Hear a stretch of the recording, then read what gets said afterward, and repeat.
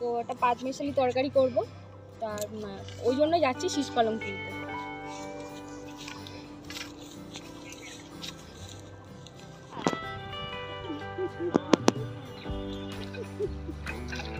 একটা শীষ পালং শুনতেই ভালো লাগছে, এত খেতেই পারবো নাকি। এই দেখুন এই ধনেপাতাটা দেখুন, দেখে মনে হবে শীষ পালং, কিন্তু এটা একদমই ধনেপাতা। দেখুন বুঝতে পারবো এটা বাবা, এটা বিশাল হবে হবে। তোলো, তোলা যাচ্ছে না, এত বড় হয়ে গেছে কেন? এই তো ওই যে এই দেখুন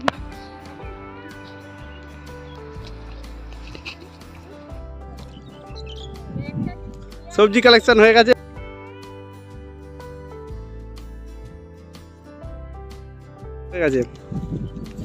বলো না, নিজের বাগান থেকেই নিয়ে যাচ্ছি খালি। তো বন্ধুরা, আজকে আমি তৈরি করছি পাঁচমেশালি তরকারি। কালকে তো আপনাদের দেখিয়েছি আমি আমাদের মাঠ থেকে সব সবজি তুলে নিয়ে এসেছিলাম। বন্ধুরা, এই পাঁচমেশালি তরকারি কিভাবে বানাই আজকে সেটা আপনাদের সাথে আমি শেয়ার করব। উনুন ধরানো হয়ে গেছে, আজকে কাঠের উনুনে করছি, কারণ আমাদের এখানে ঠান্ডা না এখনো যায়নি। কাঠের উনুনে করলে ঠান্ডাটা একটু কম লাগে, হাত পাতে সেঁকে নেওয়া যায়। এখানে আমি না প্রথমে এই পাঁচমেশালি তরকারি করার জন্য একটা ভাজা মশলা বানিয়ে নেবো। কড়াটা যতক্ষণ একটু গরম হোক। আর এই পাঁচমেশালি তরকারির জন্য না এই ভাজা মশলাটা খুব দরকার। এই ভাজা মশলাটা দিলে পুরো এর টেস্টটা একদম পাল্টিয়ে যায়। তো আমি এখানে এটা নিয়েছি গোটা জিরে, মৌরি নিয়েছি, মৌরিটা অবশ্যই দেবেন, মৌরি, গোটা ধনে, কাঁচা লঙ্কা যেহেতু দিয়েছি দেবো ওখানে, তাই জন্য একটা শুকনো লঙ্কা দিলাম আর একটা এলাচ দিলাম। দিয়ে আমি এটা আগে নেড়ে চেড়ে নিয়ে নামিয়ে নেব। আমার ভাজা হয়ে গেছে, আমি নামিয়ে নিচ্ছি। তারপর শিলনোড়াতে এটা গুঁড়ো করে নেবো। গরম গরম করবো না, একটু ঠান্ডা হোক, তারপর এটা গুঁড়ো করে নেবো। এরপর কড়াই তেল নিয়ে নিচ্ছি, তেল নিয়ে না বড়িটা আগে ভেজে নেবো। বড়িটা ভেজে নিচ্ছি, বড়িটা ভেজে নিচ্ছি। বড়িটা আর একটু লাল করে ভেজে নেবো, ভেজে না বড়িটা তুলে রাখবো, নাহলে প্রথমে দিয়ে দিলেই বড়ি পুরো গলে যাবে। আমার ভাজা হয়ে গেছে, বড়িটাকে তুলে নিচ্ছি। এবার কড়াইতে যে তেল আছে ওই তেলে দুটো পাঁচফোড়ন দিয়ে দেবো, আর চিড়ে রেখেছিলাম লঙ্কা, 3টে লঙ্কা দিয়ে দিচ্ছি। দিয়ে এবার একের পর এক সবজিগুলোকে ভেজে নেব। এখানে সবজিগুলোকে আলাদা আলাদা ভাজতে হবে এরকম ব্যাপার নেই, তবে আলুটা আমি আগে দিচ্ছি।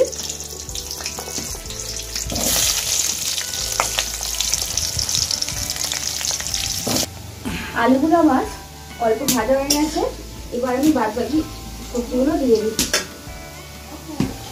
প্রথমে কুমড়ো দিচ্ছি, দিয়ে দিচ্ছি, তারপর পেঁপে,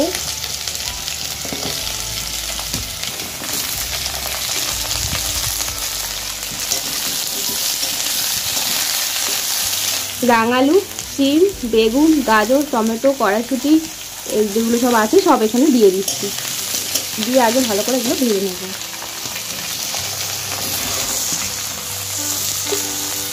আলুটা প্রথমে একটু ভেজে নেওয়ার পরে বাদবাকি সব সবজিগুলো এবার দিয়ে দিবে।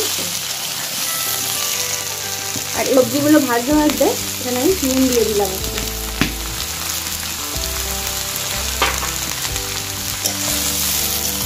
নুন দিয়ে দিলে সবজিগুলো একটু নরম হয়ে যায় আর ভাজাও তাড়াতাড়ি হয়ে যায়।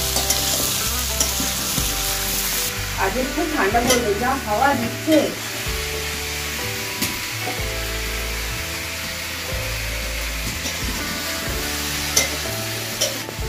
অল্প ভাজা হয়ে গেছে, এবার আদা বাটাটা দিয়ে দিই।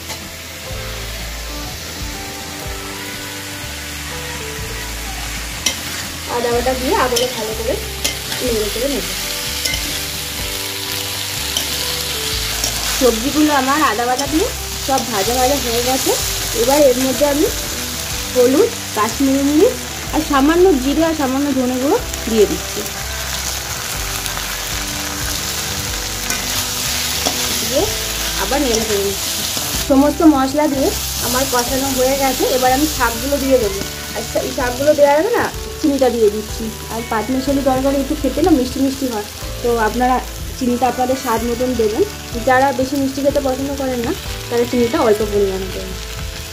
আমি চিনিটা দিয়ে দিলাম, দিয়ে আবার নেড়ে এবার আমি শাকগুলো দিয়ে দেবো।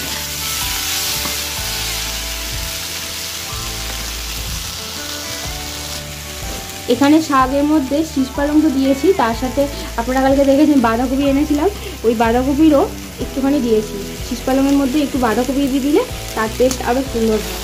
তো আপনারা যখন এটা বাড়িতে করবেন শীষ পালংয়ের মধ্যে অবশ্যই একটু বাঁধাকপি দিয়ে দেবেন। পালংটা দেওয়ার পর, শাকগুলো দেওয়ার পর এবার বাদবাকি লবণটা আমি এর উপর দিয়ে ছড়িয়ে দিলাম, দিয়ে আমি এরকম চেপে চেপে দিয়ে ঢাকা নামিয়ে দেবো।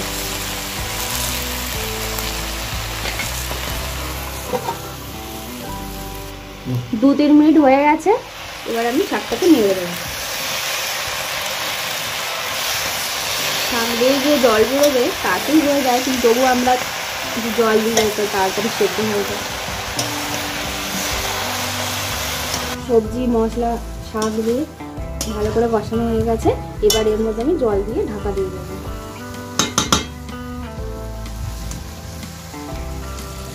খুব বেশি জল দেওয়ার প্রয়োজন নেই, কারণ শাকে চাপা দিলে এমনিতেই জল বেরোবে। খালি সবজিগুলো, বাদবাকি সবজিগুলো সেদ্ধর জন্য জল দেওয়া।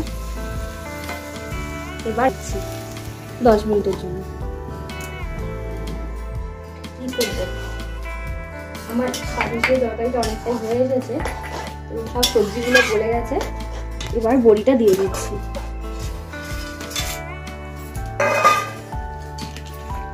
বড়িটা দিয়ে আরো 2-3 মিনিট আমি ঢাকা দিয়ে দিচ্ছি। কাকিমা ভাজা মশলাটা আমার ছিলে বেটে দিচ্ছে। কাকিমা আমার রান্নার অনেক হেল্প করে। দাও এটা ঢেলে বেটে দাও। এটা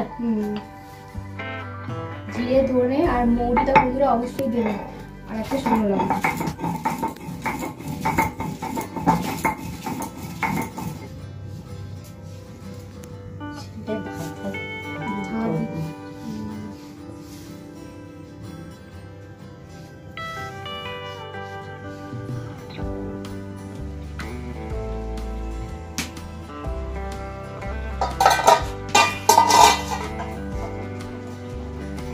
এবার এই গুঁড়ো মশলাটা, ভেজে গুঁড়ো করা মশলাটা দিয়ে দিচ্ছি।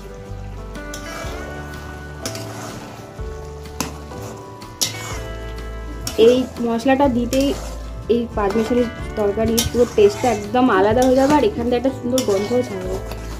দেখুন এটা আমার পুরো রেডি হয়ে গেছে, এবার এটাকে আমি নামিয়ে নেব।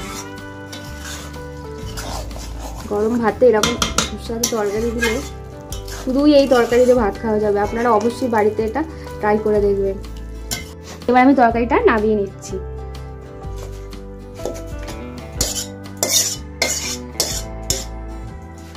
বন্ধুরা দেখলেন তো আপনারা আমি এই তরকারিটা কিভাবে করলাম। আপনারাও বাড়িতে সবাই ট্রাই করে দেখুন কিরকম খেতে হয়। অবশ্যই আমাকে কমেন্টস করে জানাবেন। আপনারা কমেন্টস করলে তবে আমি উৎসাহ পাই রান্না করতে। আমার ব্লগটা আজকে আমি এখানেই শেষ করছি, আর সবাইকে অনুরোধ রইল আমার এই ভিডিওটা অবশ্যই পুরো দেখবেন।